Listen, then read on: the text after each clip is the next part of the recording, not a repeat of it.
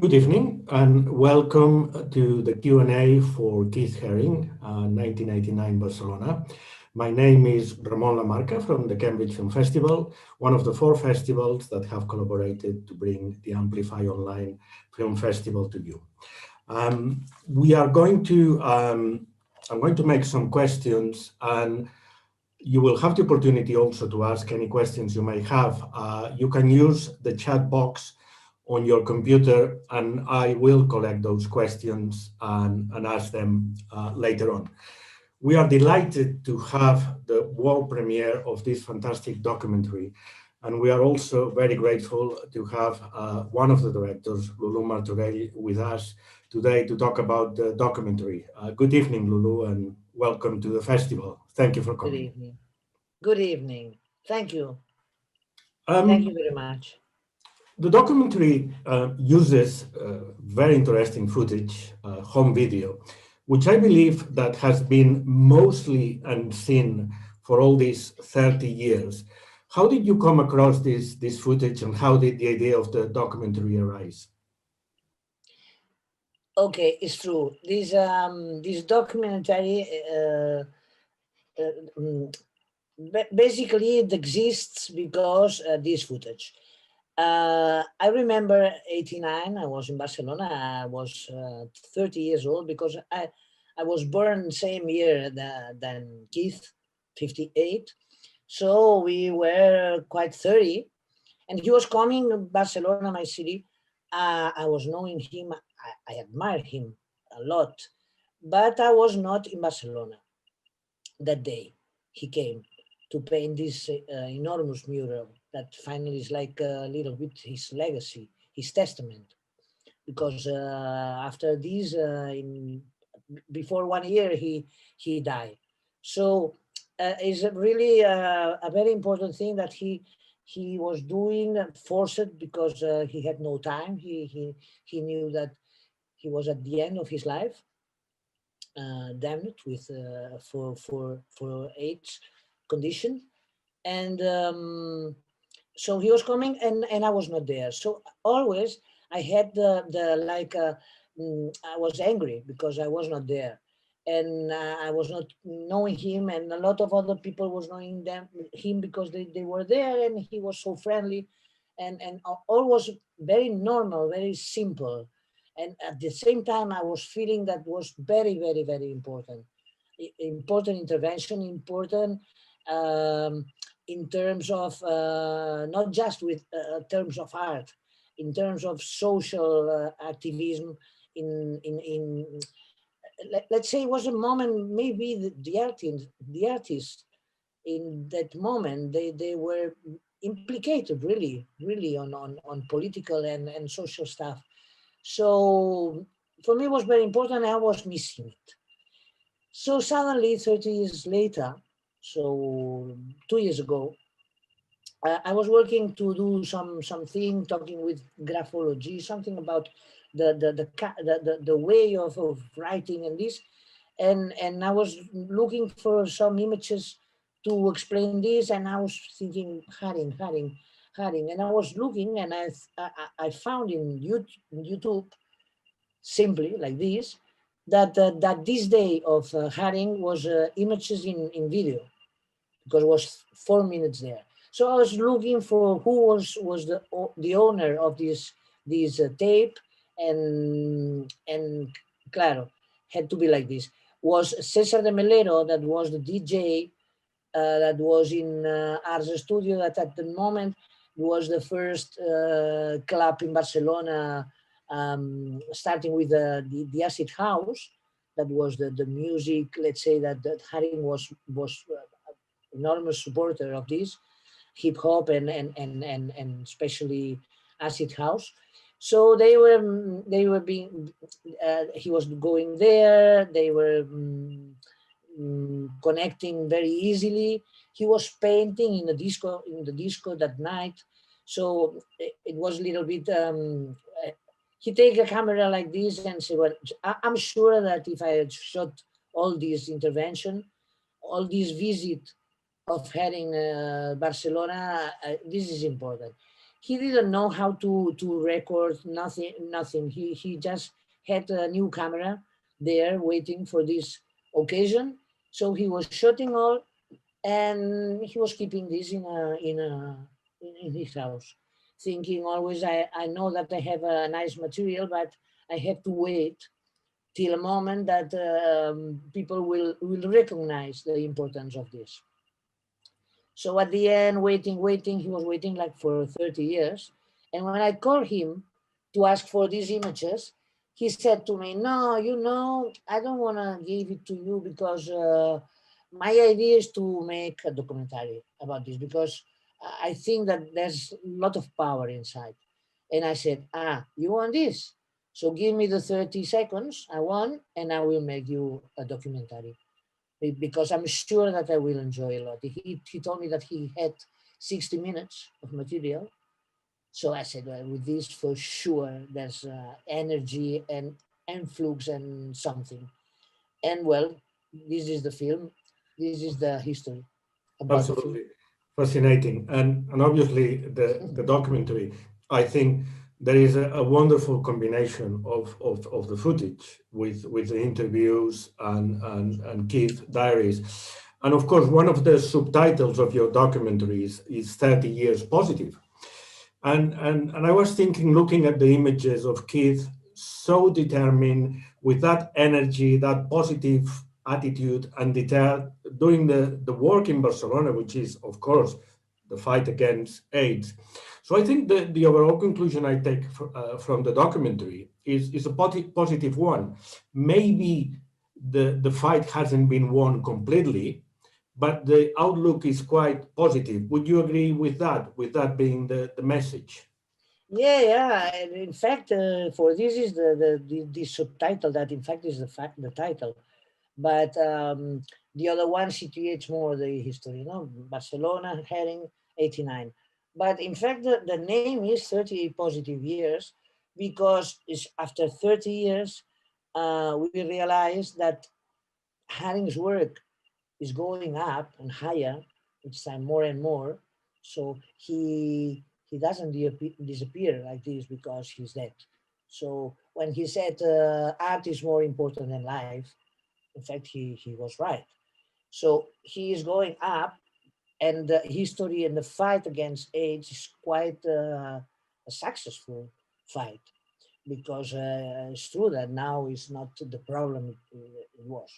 But it's true also that these 30 years we can talk about positive end or happy end, let's say, like this, because they were fighting a lot.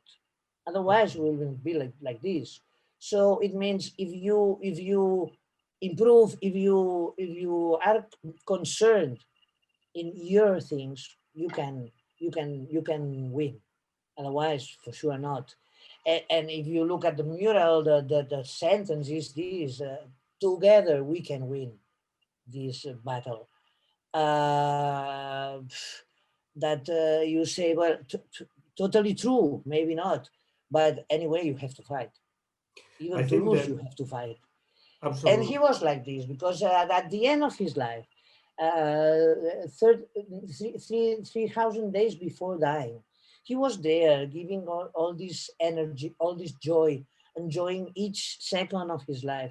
This is already a positive attitude, even just to to be thankful for this implication on art.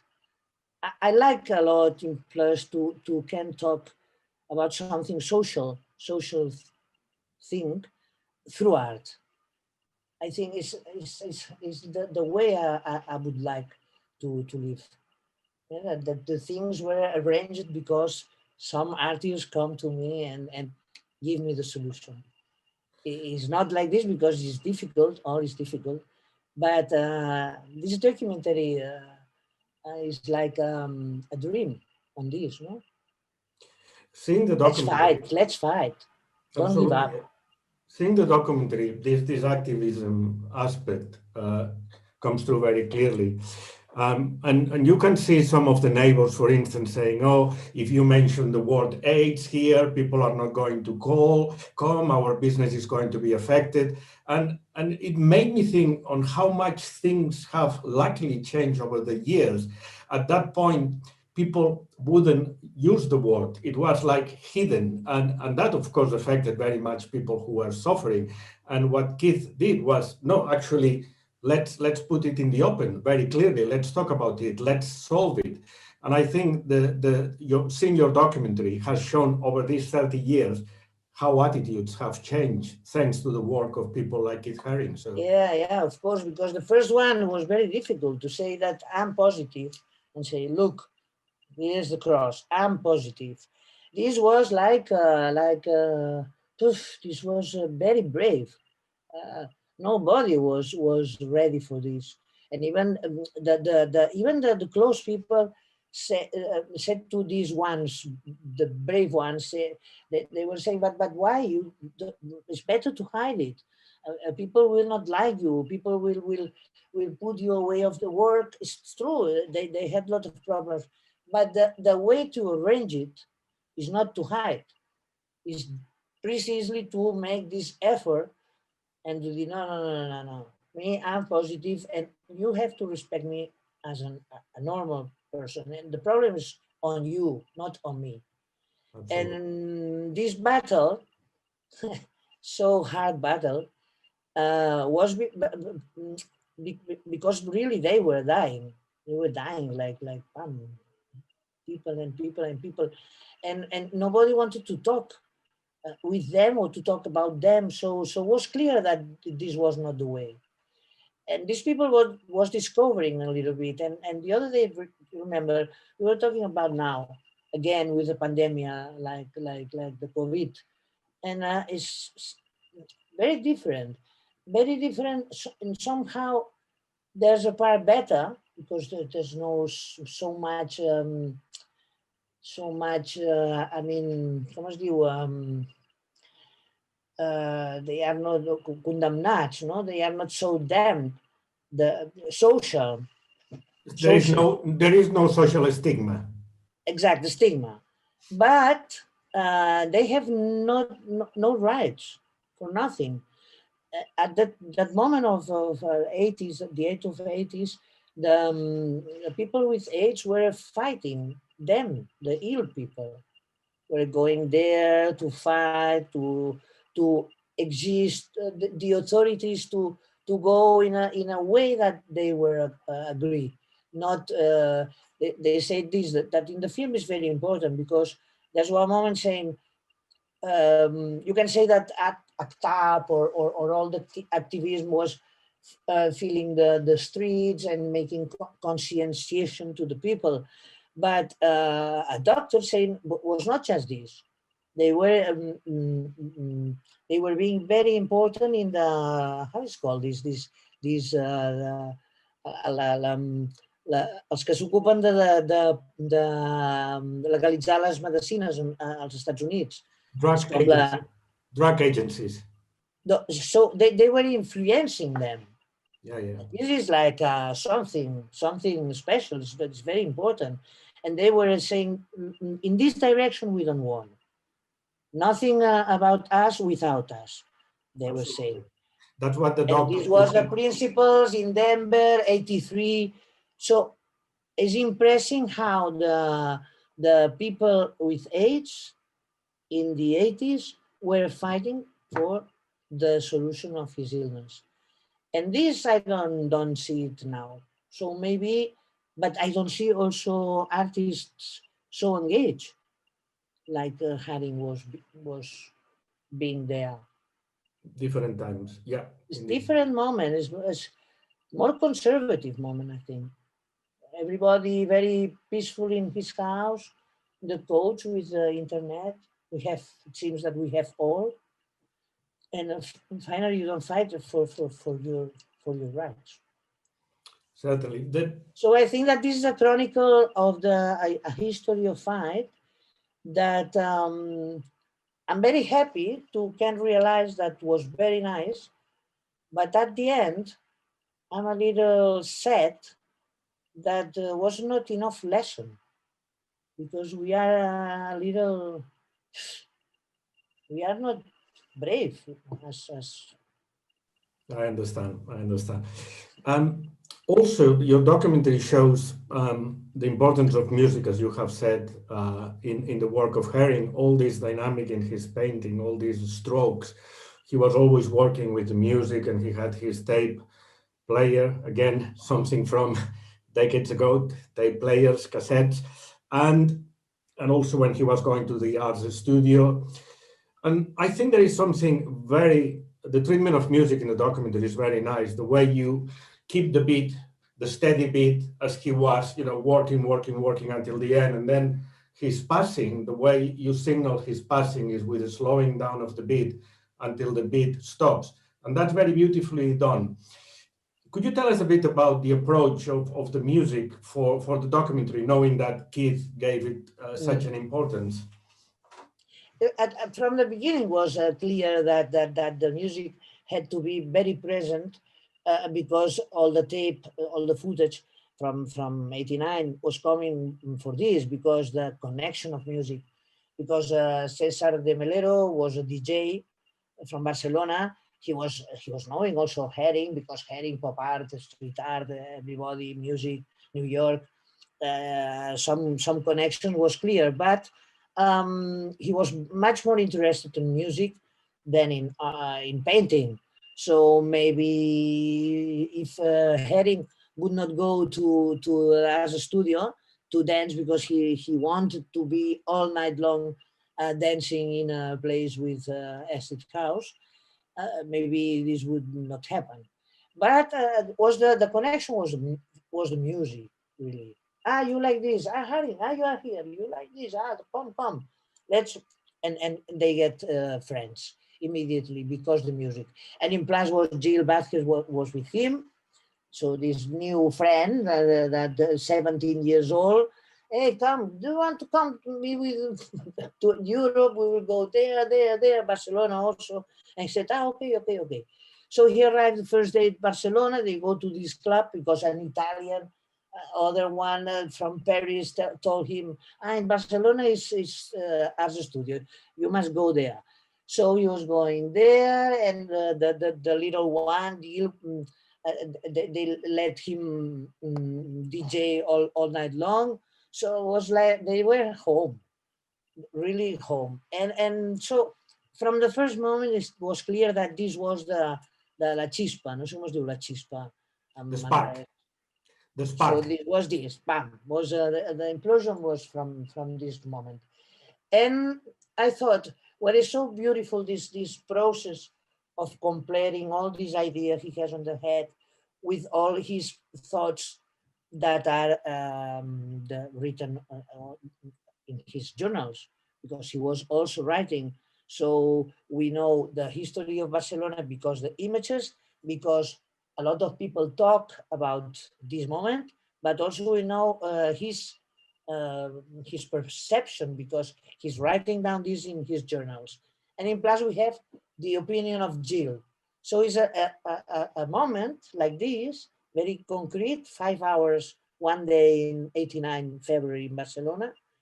But later, this can be like a center of an enormous planet that goes everywhere. You take one direction, you arrive to something very interesting. You go there, so the music, the painting, the quota, the age, the fight, the activism, it's so complete. But it's true that music was the beginning, was as I said, the chispa. The spark. You mentioned Because Jill. the tape is from Cesar, so it was clear that he had to say that the influence was there in the connection of the music. You mentioned Jill DJing and being with Keith during the visit in Barcelona, and of course he's one of the persons you interview, and I understand he's now very involved with the Keith Haring Foundation personally. How was it for him to revisit this time in Barcelona? How did you find it working and having him to collaborate with the documentary? he was very impressed because always he always watched just this little 3 minutes that was in YouTube, and he once he was watching this, but never else. And this is bigger, so it takes you go in, and he was really impressed to say me that with the film when I show him the film without him because it was before. He said, "Well, I don't know if I would be able to say nothing because I'm really impressed." Well, later we make the interview, unfortunately without going there to New York because the pandemic was with the pandemic was impossible. We could not travel there because I wanted to show. In fact, in the film, I wanted to show the footage of Barcelona and later the New York of Keith Haring, the last year of Keith Haring, because after Barcelona, so 89 for Haring starts doing this mural in Barcelona. Later he go back to New York. He decided to make the foundation because he knows that he is in the end, so he has to arrange all. So he worked to start the foundation that was really starting some days before his death. And he was doing a last mural in Pisa. So another travel to Europe, but it was just 1 month. And he was painting also something very nice in the lavatories, in the BC of the sanitaries of the center of LGTB in New York. That is also very LGBT known. Center. Okay. So this year he was doing three things, very important, but just three, and the foundation. So I wanted to go New York and with Jill to revisit a little bit this rest of the 89 year to see what he was doing from Barcelona till the end.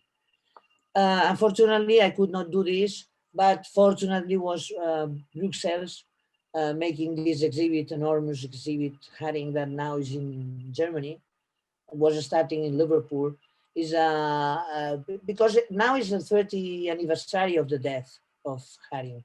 So of course the foundation was pushing for do something important. Even the BBC had done made a super big documentary about Haring. I don't know the name. You know it. Yes. I didn't see it, but Jill was saying me that is impressive, and we were giving some footage of our tape also to be in this in that. So it's a little bit the year, the Haring year, because see, maybe I'm sure that he will continue going up, but 30 is a number nice too. So there was a lot of energy concentrated in this 2020 because it's 30 years Absolutely. after his death.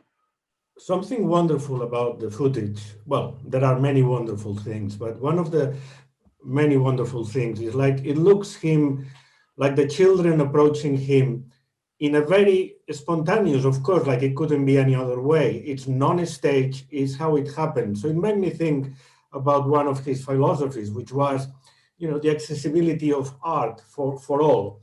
And that's something that it's interesting. And again, it comes from your documentary. Salvador Seguí, who was a Catalan union leader, he also had this idea of really approaching art to the people, to everybody. And what an extraordinary coincidence that from all places in Barcelona, Keith Haring went to Really choose true. the They're square right. where Salvador Seguí was assassinated. I mean, what are the chances? This is impressive. And now in this square, in plus there is this installed the Filmoteca. So the Central Yes. Filmoteca. So in this square, I'll translate this, the National Film Theatre of Catalonia is Exact. there now. So if you can watch a nice film in Barcelona, for sure it's there. So Absolutely. there so it's powerful. This square is true. When I was in '89, when I arrived from my travel, I was turning in Egypt. my friend told me, you know, Haring was there. I think, no. What do you say? Yes, he was painting a mural. I think, nah, you joke. I said, no, no, no, no, no, it's true. And do you know where? In Salvador Seguí Square. I said, no, this is too much. So since that day, even not knowing nothing about this documentary and what will happen at the end, but was very funny because from the first moment I thought this, it's impressing the power that's there because for sure this is not for nothing. And I was asking this question also to Jill, saying, do you think that he was knowing this, or was just a coincidence? And he explains, and you can see this in the commentary. He said, no, no, no, no, no. There's never coincidence. It's always is a, ¿cómo se dice? Un guiño, A wink. wink. A wink It's a from wink. destiny. Always is a wink. And when there's something like this with Keith, always we were thinking that the universe was trying to tell us something important. So it was a moment that you realize that you have to be attentive and don't lose nothing, because there's something important, maybe you lose it. So bam. And it's true. For me, it's the same. Hey, what's happening here? So I think that these little things are inside the documentary. Absolutely, absolutely. We have some questions from the audience. So the first one is from Alexia. She's asking if there were any problems with the format of the original film. I suppose being a home video after all these years, did you encounter any problems? Like technically stuff, technically problems. Well, it's very funny because there's one thing that maybe nobody realized, but Alexia, I will explain you because I profit your question to explain this that I like a lot. For me, it's a wing of the documentary, but it's hard to get it. So at the beginning of this tape, this footage, usually before when you hit the tape, you want to record, you had to make 30 seconds of turning without an intention, just to make the tape run a little bit, to take the speed and the boom and go good.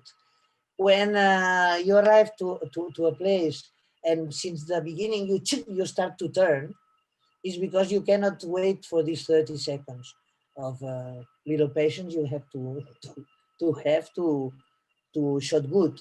So it's like, But in this tape, it is starting since the first second.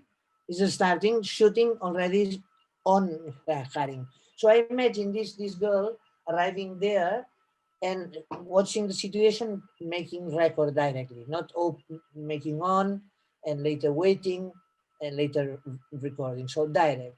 So at the beginning of the footage, there's some lines of because the synchronisms of the video were not good enough.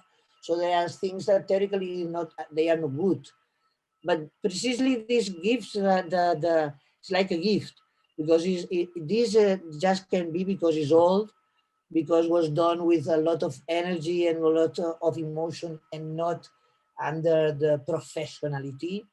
So there's a lot of meaning for me of this beginning of the footage, so imperfection and with all this taste of the 80s. And all the footage has enormous taste of the 80s. All the, let's say, what we consider now not enough quality, for me is precisely the contrary.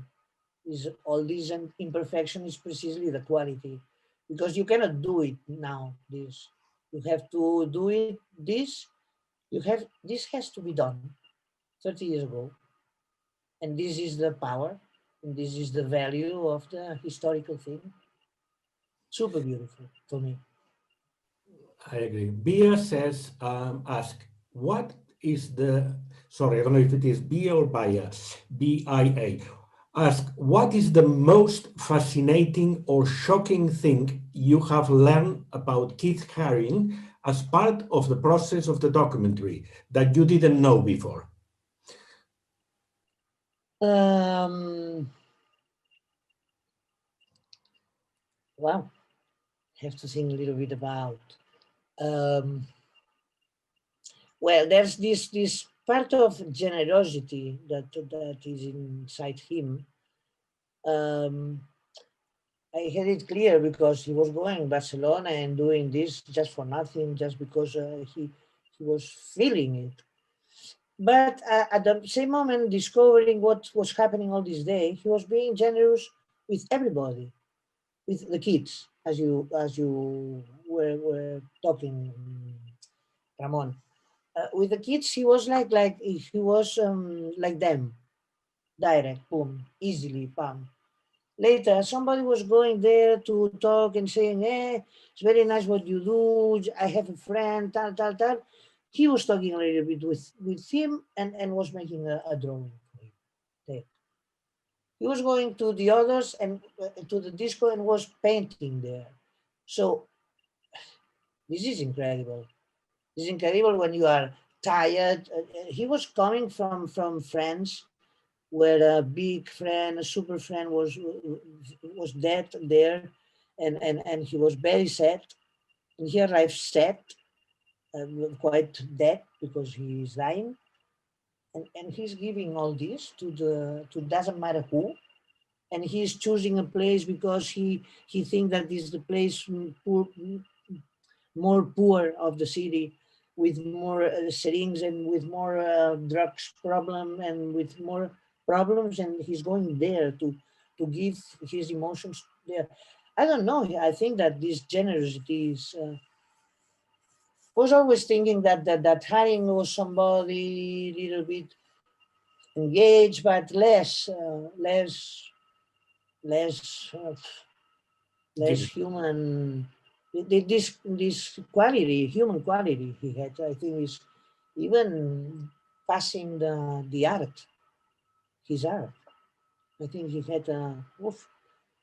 And when you listen, Jill, how he talked about him, how he was mm, watching and realizing little details when maybe he could be like a pop art star and nothing else.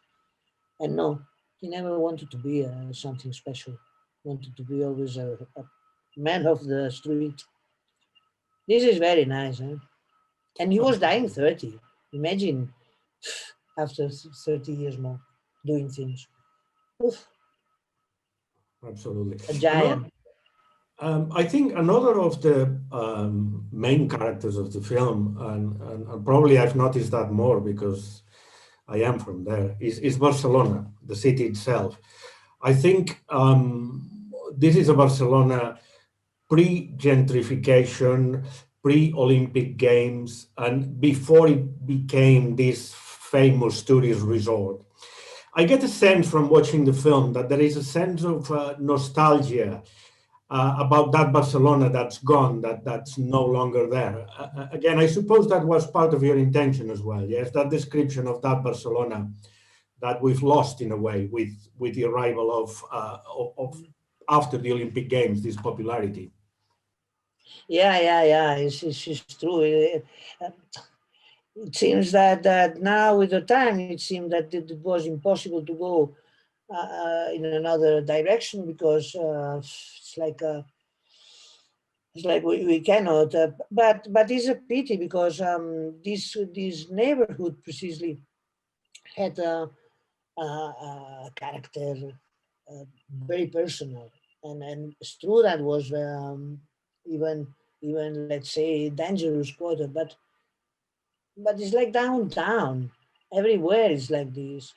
But at the end, downtown, the rich ones, they want the downtown for them. So this was the Olympic Games was a big excuse to, they say, no, to clean the neighborhoods, but it was not to clean, was to push people out and take it for them, to take it for the architectural lawyers and all the people with his offices there, and also Barcelona at the end. We didn't want, but it's like this. It become well now with the pandemic. It seems stupid what I'm saying, but now was really sell to tourism, and so Barcelona has lost a lot of his character in the last years. Now now I can talk now that is very different because there are no tourists, and it's much more nice to live in this city. But of course, there's so much things done and built for the tourism that now have no sense, has no sense, nothing. So well, I suppose that we will have to arrive. We will have to arrange to arrive to a solution, because if the tourists we want really that they come like they were. Now I think that with the pandemic, a lot of people is starting to say, well, maybe it's better to don't go again to this so anti-popular way to live Barcelona. Like we were living last year, it was impossible to continue. Now the pandemic changed it all, and I don't know what will happen. But and this was really starting at the end of the 80s, because they plan to go up through the money arriving to organize the Olympic Games, and this was the real excuse. We were a little bit astonished. Oh, very nice, Olympic Games, Olympic Games. But with this was arriving all the bad things also. So after the time, I don't know, even I don't know. Maybe I would say no. I would prefer to don't have the Olympic Games in continue like Barcelona was, little more dirt.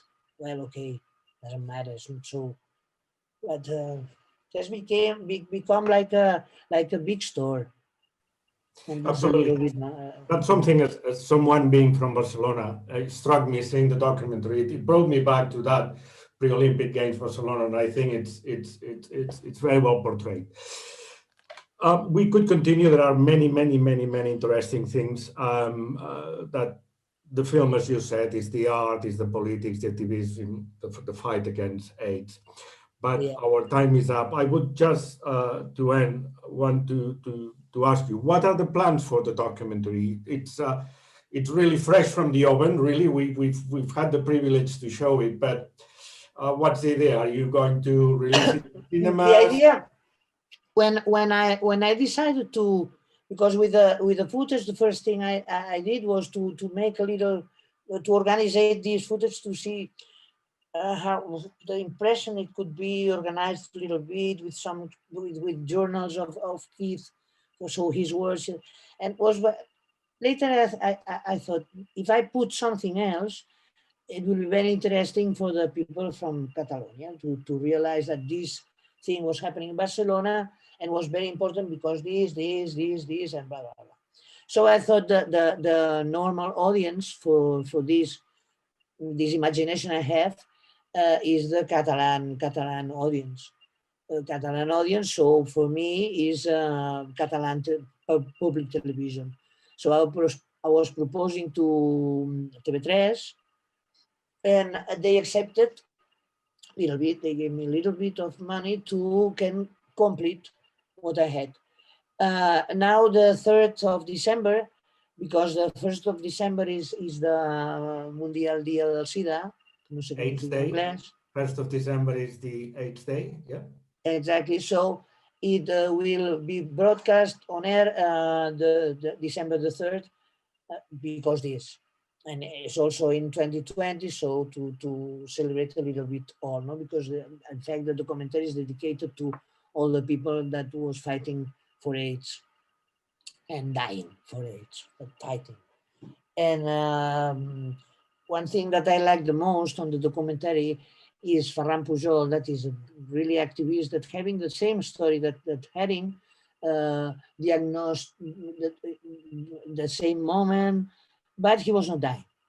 He was much lucky, and he was not dying. So his life, and he was continuing fighting till today, that he continues fighting, and it appears on the documentary at the end saying, yeah, I can talk about 30 years, positive years, because a lot of things. And in fact, if I have to confess, If I have to born again, I would like to have again the because the connection, the life, the quality of life I had lived because all this fight. I have no words to talk about this. So he is happy for having a reason to live like this. So, well, I think that this is because it's true that the impulse of the age uh, was giving a lot of success in some parts. I think the message is very powerful. I think the message is really universal and will appeal to world audience. So thank you, Lulu Martorell, for bringing this fantastic documentary to us, for being present for the Q&A today. We wish you the best for the trajectory of the documentary. Thank you, all the audience today, for following us. Thank you to our partners for the festival, and in particular for the Catalan Films, Institut Ramon Llull and Catalans UK. Thank you, everybody. Good night. Thank you, everybody. The same. I hope you enjoy the film. And to be here for me is quite another success of the age, maybe. Thank you. Thank you very much, Lulu. Good night.